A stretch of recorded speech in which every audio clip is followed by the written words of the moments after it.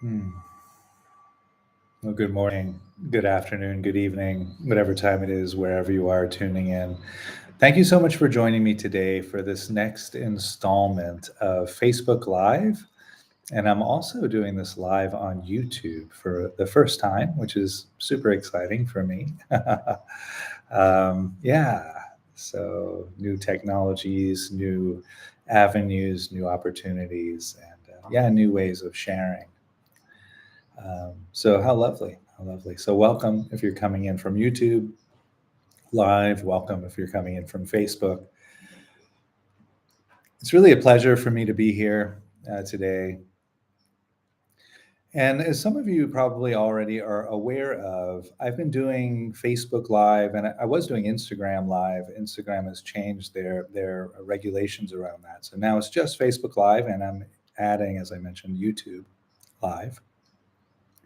But I've been doing these live sessions since 2020. I started in March 2020 as a way of helping to, or hoping anyway, to help alleviate some of the stress and tension around the COVID crisis. And then I did it every day for about a year and a half, and then I went to 3 days a week, and then 5 days a week, and then one day a week, and then I cut it out completely for a while. And now I do these live sessions just as a way of sort of building momentum into an upcoming online course. And that's the intention here today. So I want to speak a little bit about the course before I get into the topic of change and impermanence. So the course is entitled Impermanence, Emptiness, and Liberation. And so that's, the reason for the topic of today's talk, right, is again to introduce sort of and build momentum into the course. This course, Impermanence, Emptiness, Liberation, is a year-long online immersive meditation program.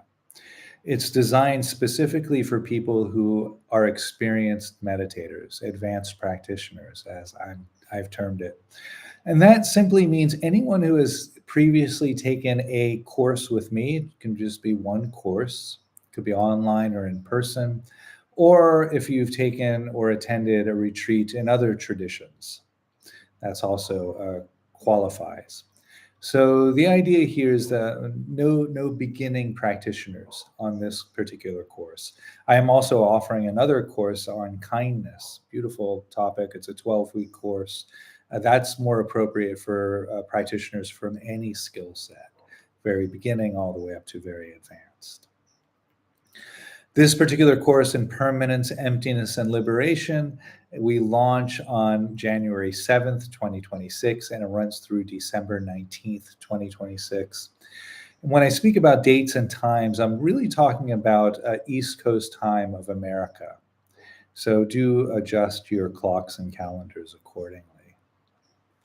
And so this is a year-long program where we are really going into the three, what's known in the Buddhist tradition anyway, as the three marks of existence: impermanence, not self, which is covered with the practices of emptiness, and suffering or dukkha. And so I'm framing it as liberation, so freedom from, right? Liberation is freedom from suffering, freedom from our struggle.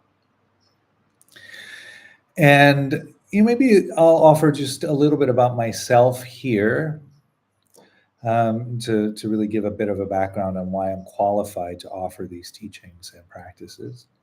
I've had 4 decades of practice and study. I've been practicing now and studying for 40 years. I've been teaching since 2009. I've trained quite deeply in the Mahayana traditions: Tibetan, Korean Zen, and Japanese Zen.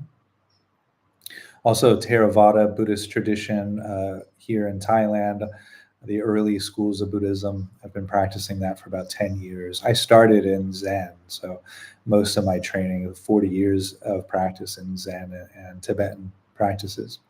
But the last 10 or 12 years really dove into the early traditions, and I love those practices as well. And I draw equally, in this course in particular, drawing equally from the early and the later schools of Buddhism, Theravada, Mahayana. I'm also deeply trained in Vedanta, not deeply trained, briefly trained in Vedanta. By that I mean roughly 4 years of training in Vedanta Hinduism practice as well, non-dual Vedanta.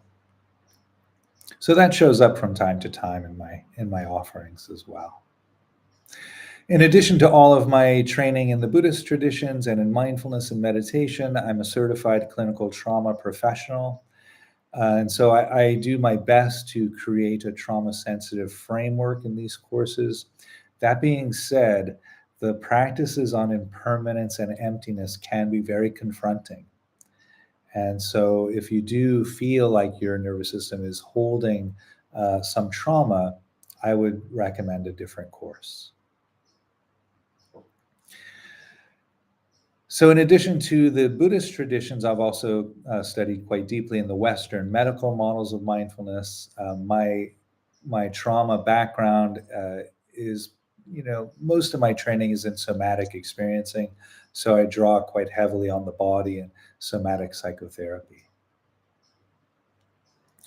Although my training is in the Buddhist traditions, and you see an image of the Buddhas behind me and so forth, everything that I offer is done so in a secular framework. And though I do draw heavily again on those traditions, I do so in a way that makes it applicable for people from all walks of life. Any religion, no religion, it's all welcome here. Okay. So embracing change. Let me just speak a little bit more about the course then. So in the course, the foundation of the course is going to be a practice that was put forth by Bhikkhu Analayo, again from the early traditions, on mindfulness of breathing, or the Anapanasati Sutta. And this is the Anapanasati Sutta in 16 steps. And if you'd like, you can Google that, and that'll give you an outline, I'm quite certain. But the idea is we develop a sort of focus on the breath, breathing in, breathing out, breathing in, and this continuity of noticing the breath without judgment, right? And so that becomes sort of a metronome clicking in the background, right? And as we go through the other steps, that is the constant, the anchor, right? And from that place, we are invited to observe, experience what's known as hedonic tones or feeling tones, pleasantness of life, the unpleasantness of life, the neutralness of life. And we explore how we relate to those qualities. Is that skillful or is it unskillful? Is it responsive or is it reactive? Right? And then we bring that same non-judgmental awareness to any activity in our mind and heart. Again, the breath going constantly in the background. And so, circling back to the topic of the talk here at hand on impermanence. So, starting with the breath, right? And you can follow along as I'm talking, right? As we breathe in, right? We notice the contact of the breath at the nostrils, right? And then just staying at the nostrils as we notice the stream of the breath, the stream of sensations passing over the nostrils. And what one starts to notice there, what one can start to notice, is that is changing. Moment by moment, millimoment by millimoment. We get this changing experience. And the metaphor that's often used there is watching water flowing over a waterfall, right? This cascading water, right? We name it waterfall, right? And so in our mind, the word waterfall doesn't change, right? And so when we look at a waterfall, we say, "Oh, how beautiful! It's a waterfall." We take a couple of photos, we share it on Instagram, right? But and so that's that tendency to do that. We freeze the waterfall into uh, an event, into a fixed experience. I saw a waterfall today, right? But when we do that, and that's totally normal, it's natural to do that. But when we do that, we miss the impermanent nature of that experience, right? Because there's new water flowing over that waterfall every second, right?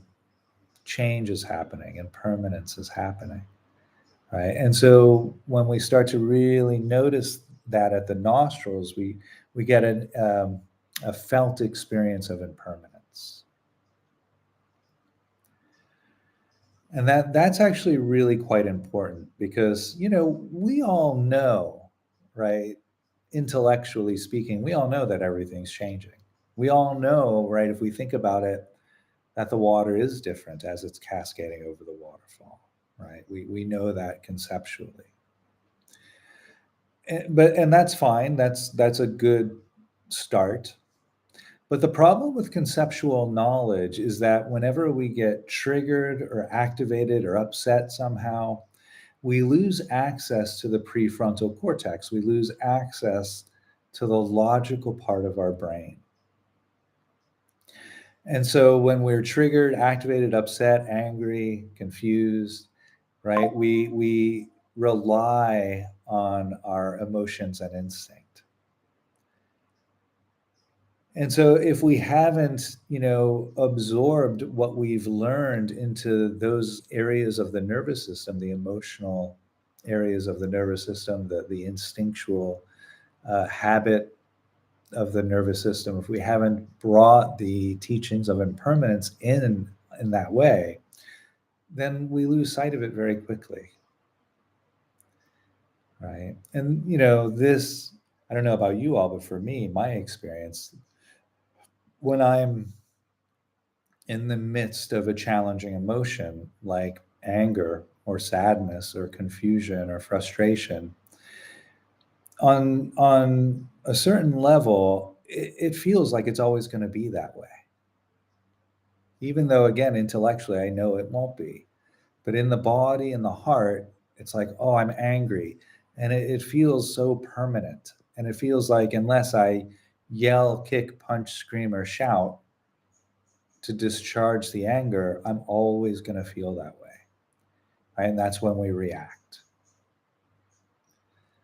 But by practicing with change, practicing with impermanence in this visceral way, right, really bringing that into the body, into the nervous system, this experience of change, we, you know, again, very intuitively, we recognize I'm angry and I'm not going to be angry an hour from now, 15 minutes from now, whatever, right? And, in fact, and while we're on that topic of anger, and I think this might be quite helpful for many people, hopefully, it's helpful for me anyway. When we have an emotion like anger, again, fear, confusion, any of these challenging emotions, what keeps them in place, what keeps them hanging around and lingering, is our thoughts about the situation, about the trigger which brought the anger up. Right. And so, maybe somebody says something very mean or offensive to me, right? And then immediately, I feel it in the body first, the abdomen tenses, heart tenses, jaw clenches up, eyes start tearing, maybe my face gets red, right? And then at the end, I'm like, oh, I'm angry, right? And then how can that person say that to me? They don't respect me at all, blah, blah, blah, blah, blah. I'm going to tell that person what I actually think of them, right? Blah, blah. Right. And then I can say, actually, I'll say what I do there is I'll say thinking, thinking, thinking. So there I'm bringing a bit of mindfulness to the present moment, what I'm doing in the moment. I'm thinking, right? Not getting into the storyline, but just noting exactly what I'm doing.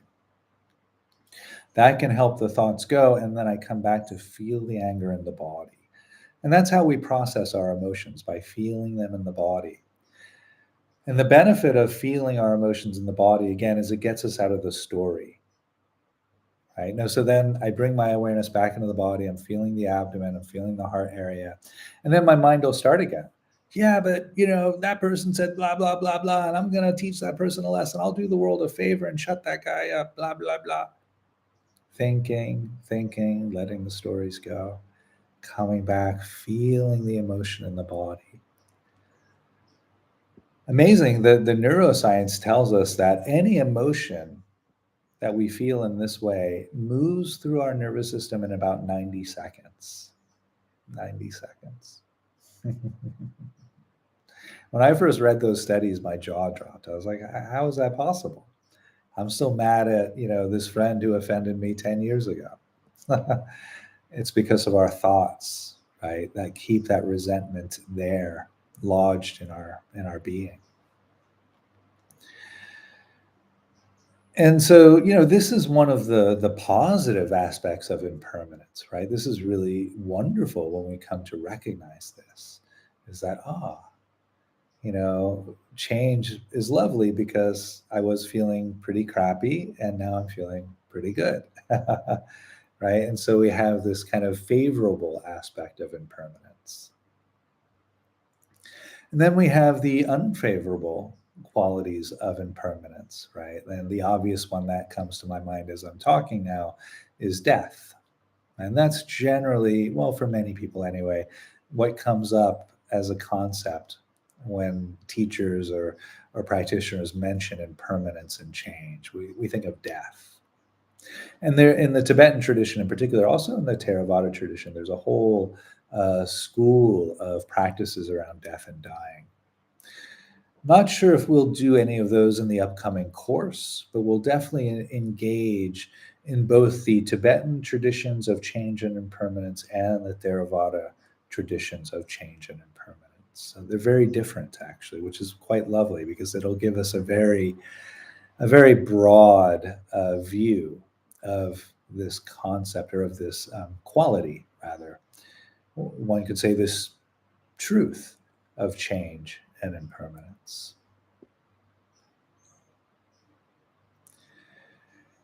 And so let me speak a little bit. That was what I was offering there, was a Theravada practice of noticing how the sensations of the nostrils are changing with every moment of the breath, right? Every moment becomes a new moment. It's really beautiful, actually. And, I mentioned also feeling tones, right? Pleasant, neutral, unpleasant.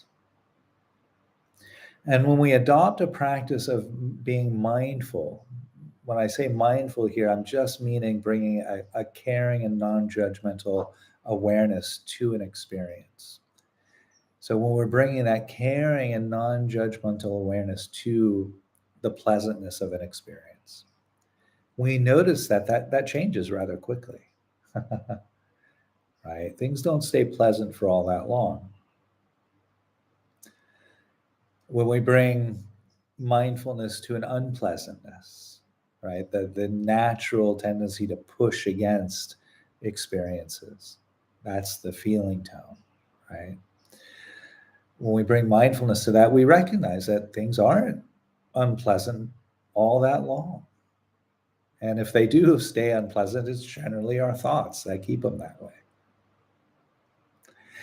And when things are neutral, when we bring a mindful, caring awareness to neutral experiences, the sound of an air conditioner, the sensations on my forehead, right? Things that don't have any pleasantness or unpleasantness. When we bring that non-judgmental awareness to that, we see that too is changing pretty quickly. And this too brings a very healing insight, because we tend to base our movements through the day on these very primal experiences of pleasant, unpleasant, or neutral. We, again, we fail to recognize that it's a changing experience, right? And so I might base, I may make a decision that changes my whole month or year ahead based on a changing experience. And so this can be very helpful as well. Very subtle, very subtle. And then we bring that same caring and non-judgmental awareness to our thoughts. We recognize that our thoughts too are changing all the time, greatly influenced by those feeling tones, pleasant, unpleasant, and neutral, right? And so by observing the changing nature in our mind, we start to loosen our identification with our thoughts, right? We most human beings anyway, we feel that we are that stream of thinking, right? That's the I, right? We tend to find our home there. The Buddha said we delight and revel in that place. Right? We find home in this stream of thought. We fail to recognize that it's this ever changing experience that we can observe and witness, right? So we get a little bit of separation, a little bit of distance from it. And again, as we observe this changing nature of thinking, it helps us take it less seriously, right? Even if I'm having, pleasant, lovely, kind thoughts now, that's great. I can enjoy them while they're here. I can have them, I can invite them to influence how I'm moving in the world, but I don't covet them, right? Because I know they're changing. And likewise, the unpleasant thoughts that come up, right? I don't need to take them so seriously.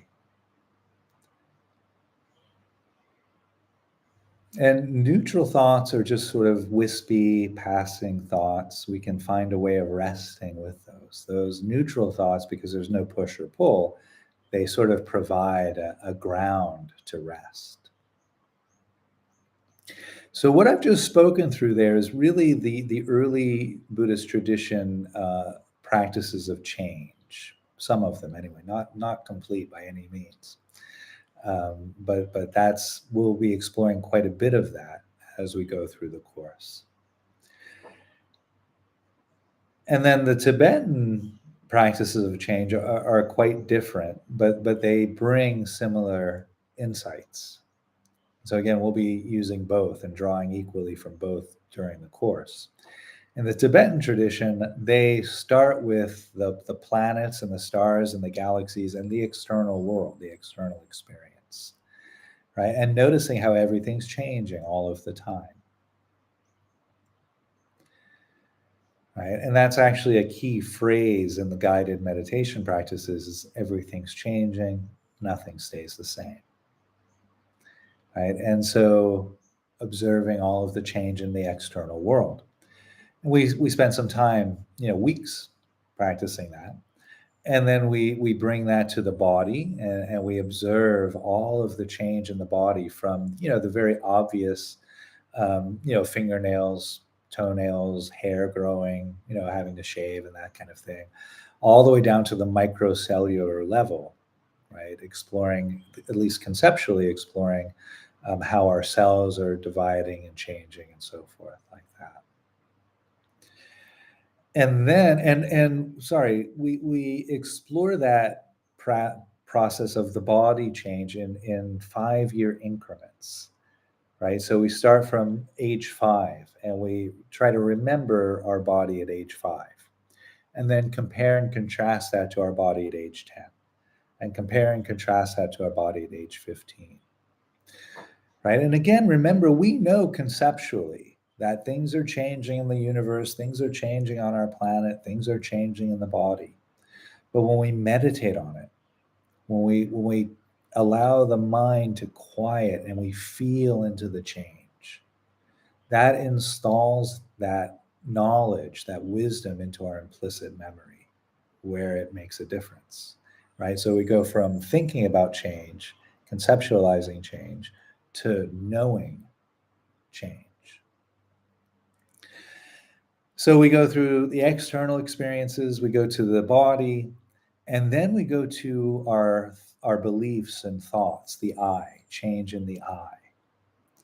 And again, going through 5-year increments. So we think about our values, our beliefs, our wants and needs as a 5-year-old. And comparing that to our values, beliefs, wants, and needs, views of ourself at 10 years old, and then 15 years old, all the way up to present, right? And so we really get a sense that every aspect of reality is in this constant change, constant change.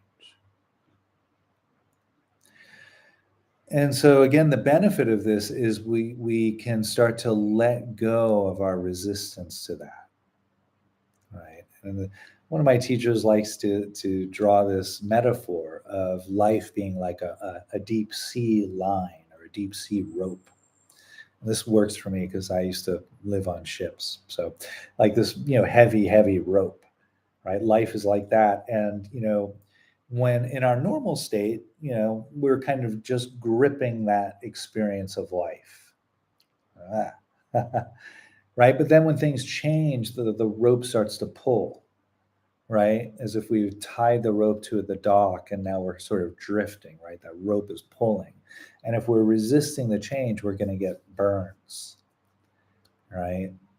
And I love that because that's how I feel when I start to resist, when I notice that I'm resisting change, that I'm really suffering and struggling because, certain changes in the world are happening that I, you know, am pained to see happen, right? Or certain, things in my life are shifting and changing that bring up challenges for me. I can recognize that I'm gripping that rope too tight. Right? It's time to soften that grip. Right? Recognizing everything changes, nothing stays the same.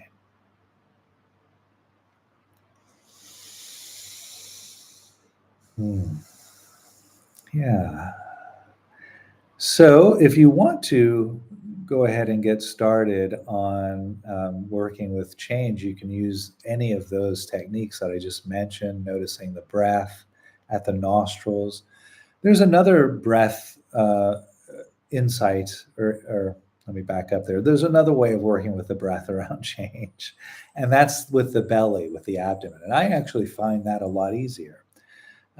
As I breathe in, I notice the belly rising, right? And in that rising, there's all kinds of change happening, right? The belly's going, and every moment there's a new sensation, right? There's this expanding and some tightness and tension in the muscle, and clothing moving across the belly. And then as I breathe out, right, there's a softening, a loosening, a contracting. And again, clothing moving in the opposite direction, right? And then I breathe in, and it's a whole nother set of sensations. Wow. Right. And then we breathe out, and it's a whole nother set of sensations, right? And so it becomes it really can become very exciting, right? And the present moment takes on this kind of fresh, uh, interesting, and engaging way. And it's really helpful as a way of developing this continuity of mindfulness, right? Because now everything's quite exciting. It's interesting. Right? There's not never. There's a great movie, by the way, called "The Peaceful Warrior." It used to be free on YouTube. I'm not sure if it is anymore. But there's a key line in that movie. It keeps coming back. There's never nothing happening, right? Because with every breath, there's a new set of sensations, and every moment of every breath, there's a new sensation or a new hundreds of sensations. And there's other ways too. I love the experience of sound for noticing change, right? The aural field, it's constantly changing. Even if there's a constant sound, like right now, the fan is whirling behind me, right? But moment by moment, millimoment by millimoment, the sound is changing, it's fluctuating, right? So there's this constant stream that's ever changing, the field of sound. Also, the bird songs, right? We name it bird song, and because the concept words, bird song, remains the same no matter what morning it is or what bird I'm referring to. The concept bird song remains the same. So we often miss that it's a changing experience. Right? And as the great Greek philosopher Heraclitus once said, we can never step into the same river twice. Right? This is going back to the waterfall metaphor, because there's always new water flowing in all the time. And it's this just the same way in life, in our human nervous system, in our experiences of life. They're ever changing. And so I think that's all I'm going to offer today. We didn't actually get to a guided meditation, but if you're curious about guided meditations on change and impermanence, there's several on my podcast page. If you go to Such Sweet Thunder Meditation Program, there's also many here on my YouTube. If you're watching this on YouTube, many here on my YouTube channel. So if you go to the search bar in the YouTube and you put in change and impermanence, lots and lots of things come up. I did a whole series on impermanence during the Facebook Lives during COVID too.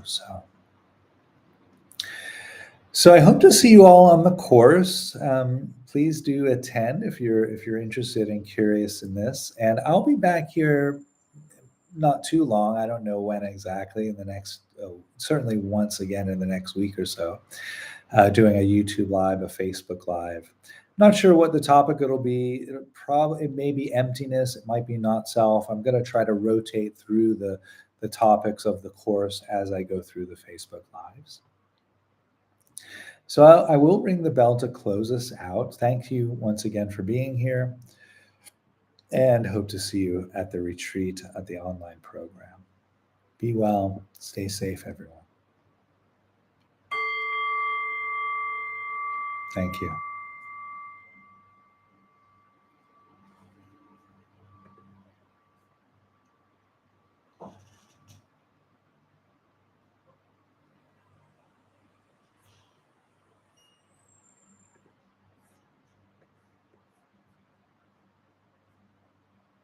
Recording stopped.